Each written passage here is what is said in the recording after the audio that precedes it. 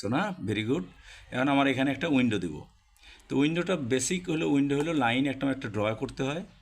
এখান থেকে mid point একটা লাইন নিবা, 1 নম্বর কাজ। অফসেট 30 30 60 ইঞ্চি, মানে 5 বড় 60, 5 ফুটের, তাহলে 30 নিলাম। 30 নেওয়া মানে এখান থেকে 30 ইঞ্চি, এদিকে 30 ইঞ্চি।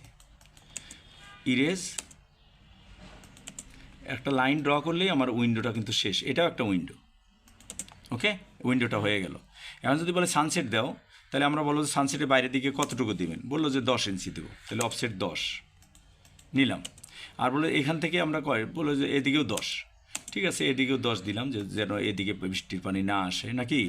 এই এখন এক্সটেন্ড করে দিলেই আমাদের এই সানসেটটার শেপটা হয়ে গেল। এরপর ট্রিম, এটা আউট, এইটা আউট, এইটা আউট, এইটা আউট, হয়েছে আমার সানসেট। এই সানসেট, এইটা হলো আমার ওকে।